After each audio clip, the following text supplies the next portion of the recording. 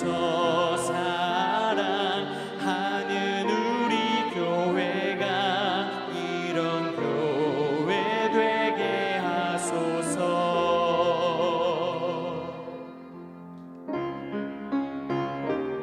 말씀이 살아 움직이는 교회, 성도의 사랑이 넘치는 교회, 섬김과 헌신이 기쁨이 되어 열매 맺는 아름다운 교회, 주님의 마음 닮아서 이웃을 사랑하는 교회, 주님의 영광을 위해서 빛 되신 주님 전하는 교회, 사랑의 불꽃이 활짝 피어나 날마다 사랑에 빠지는 교회, 주께서 사랑하는 우리 교회가 이런 교회 되게 하소서.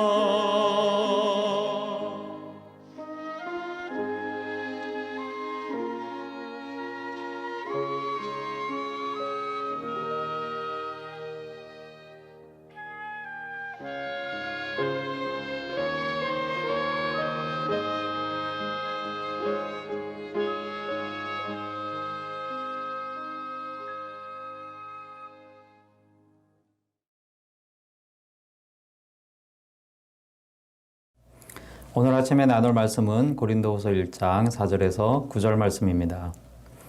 우리의 모든 환난 중에서 우리를 위로하사 우리로 하여금 하나님께 받은 위로로서 모든 환난 중에 있는 자들을 능히 위로하게 하시는 이시로다.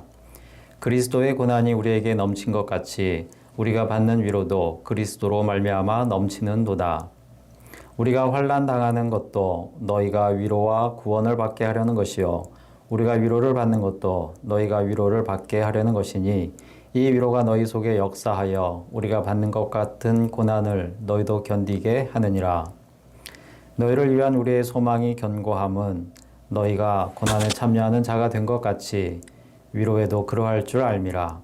형제들아, 우리가 아시아에서 당한 환난을 너희가 모르기를 원하지 아니하노니 힘에 겹도록 심한 고난을 당하여 살 소망까지 끊어지고 우리는 우리 자신이 사형 선고를 받은 줄 알았으니 이는 우리로 자기를 의지하지 말고 오직 죽은 자를 다시 살리시는 하나님만 의지하게 하심이라. 아멘.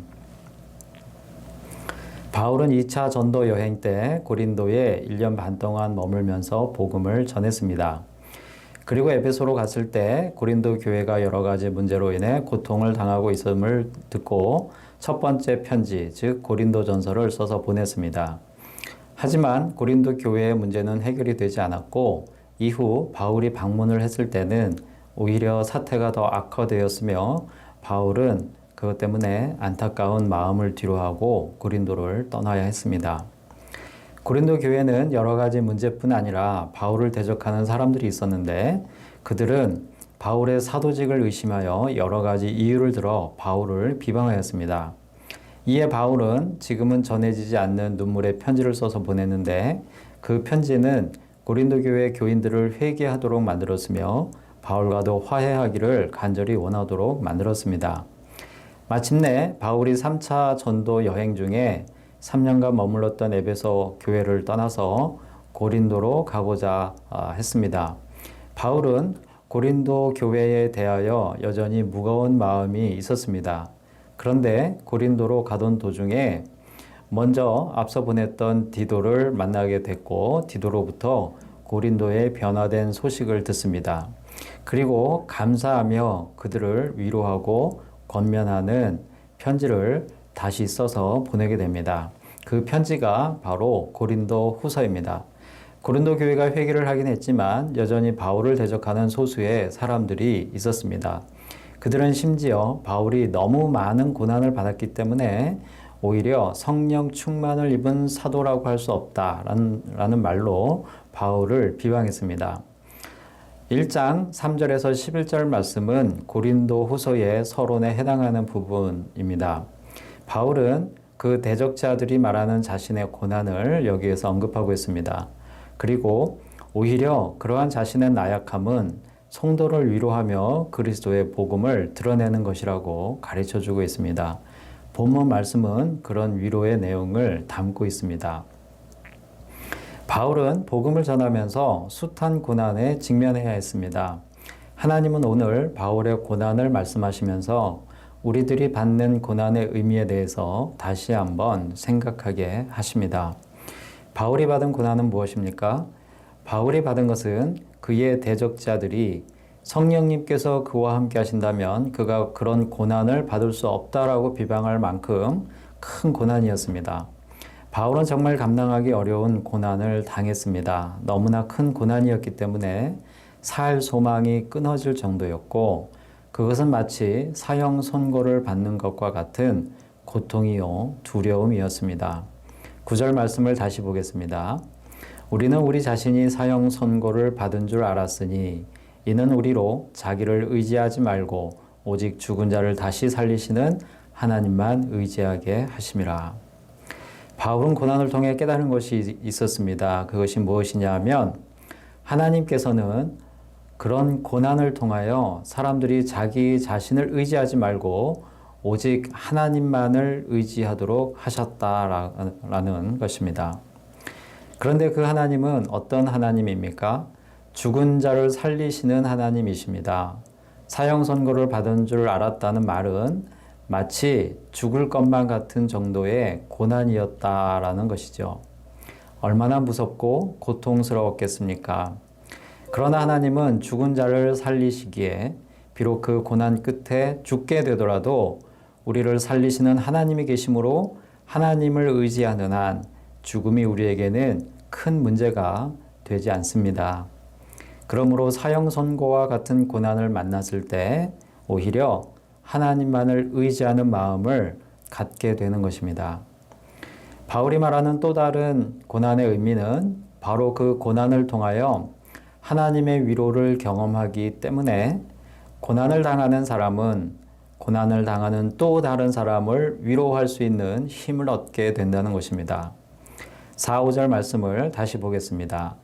우리의 모든 환난 중에서 우리를 위로하사 우리로 하여금 하나님께 받은 위로로서 모든 환난 중에 있는 자들을 능히 위로하게 하시는 이시로다. 그리스도의 고난이 우리에게 넘친 것 같이 우리가 받는 위로도 그리스도로 말미암아 넘치는도다. 하나님은 고난 중에 하나님을 의지하는 사람들을 반드시 위로해 주십니다. 바울은 자신이 받은 고난이 자신의 범죄나 나약함 때문이 아니라 복음 때문임을 밝히고 있습니다. 복음을 전파하다가 받은 고난을 5절에서 그리스도의 고난으로 표현하고 있는 것입니다. 그 복음 때문에 고난을 받았지만 그 고난이 많았던 만큼 그리스도의 위로도 넘쳤다고 고백하고 있습니다.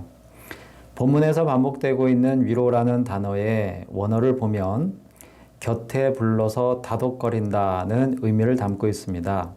바울이 경험한 하나님의 위로는 그저 말로 하는 위로가 아니라 바로 옆에서 어깨를 감싸며 토닥여주고 안아주기도 하면서 위로의 말을 전해주는 그런 위로였습니다. 사람들이 하는 위로는 대부분 말로 하고 잠시 옆에 머물다 갑니다. 가족들조차도 계속해서 함께 하지 못하고 각자 자신의 일을 위해 헤어져야 합니다.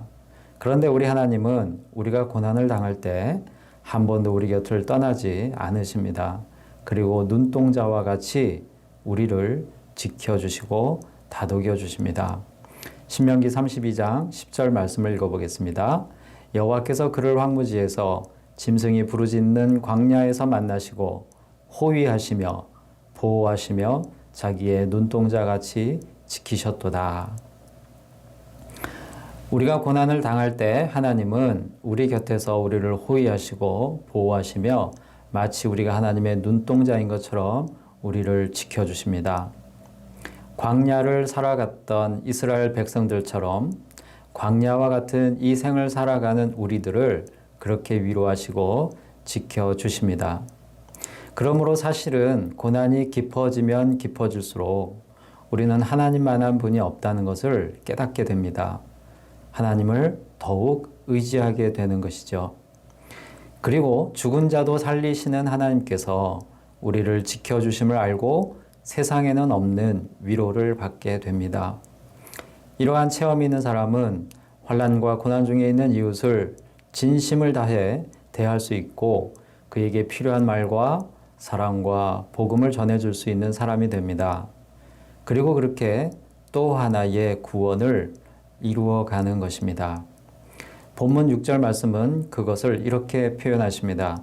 우리가 환난 당하는 것도 너희가 위로와 구원을 받게 하려는 것이요. 이 말씀을 하시면서 하나님은 우리에게 이렇게 당부하십니다. 그러므로 고난을 견디고 인내하라. 사랑하는 성도 여러분, 바울은 고린도 교회에 편지를 쓰면서 좌절을 경험했습니다. 그들을 향한 뜨거운 사랑이 있음에도 그들로부터 거부당하는 버림받음의 고통도 경험했을 것입니다.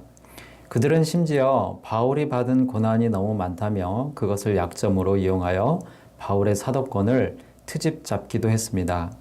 그럼에도 바울은 포기하지 않고 그들에게 편지를 쓰고 찾아갑니다. 결국 하나님은 그들로 회개하게 하셨고 바울은 자신이 받은 고난의 의미에 대해 자신 있게 설명할 수 있는 편지도 쓰게 되었습니다. 우리들의 삶 속에서도 이러한 일들을 겪을 수 있을 것 같습니다. 바울과 같이 사형 선고와 같은 고난은 아닐지라도 감당하기 어려운 고난을 만날 수 있습니다. 그때 오늘 말씀을 꼭 기억할 수 있기를 바랍니다. 고난은 죽은 자도 살리시는 하나님을 더 의지하게 하는 것이며 그 하나님은 고난당하는 우리 곁에 언제나 머무시면서 우리를 다독이시고 눈동자와 같이 지켜주시는 분이십니다. 그러므로 하나님을 의지할 때 고난의 크기만큼 위로가 넘치는 삶을 살게 될 것입니다. 그리고 우리의 그러한 체험은 우리가 만나는 고난당하는 이웃들에게 힘과 위로와 소망이 될 것이며 그들을 구원으로 인도하는 등불이 될 것입니다. 오늘도 우리 삶 가운데 그렇게 역사하시고 섭리하실 하나님께 감사와 찬송을 올려드리는 우리 모두가 될 수 있기를 바랍니다. 기도하겠습니다. 하나님 아버지, 하나님의 말씀을 통하여 고난의 의미를 다시금 새겨보게 하심에 감사를 드립니다. 고난 중에 있는 성도들과 함께 하시며 그들을 다독이시고 눈동자와 같이 지켜주심에 감사를 드립니다. 오늘 이 순간 고난 중에 있는 성도로 하여금 그것을 깨닫게 하시고 하나님을 다시금 의지하게 하시며 넘치는 하나님의 위로하심을 체험하게 하여 주시옵소서. 그리하여 그들의 고백으로 그리고 그것을 보고 깨닫는 우리들의 고백으로 오늘도 죽어가는 영혼이 하나님께 돌아오는 놀라운 역사가 일어나도록 인도하여 주시옵소서. 예수님의 이름으로 기도드립니다. 아멘. 오늘 도구 기도는 전도회와 임원들을 위하여 기도합니다. 전도회 모임과 회원들을 위하여 특별히 내년도 일꾼을 뽑는 총회를 인도하시도록 기도하시고 요양 중이신 담임 목사님과 병 중에 있고 또 낙심 중에 있는 성도와 이웃들을 위하여 세례 입교와 유아 세례를 앞두고 있는 성도들을 위하여 입시 중인 수험생을 위하여 그리고 코로나가 다스려지도록 기도하시고 각 개인의 신앙과 삶을 위하여 기도하겠습니다.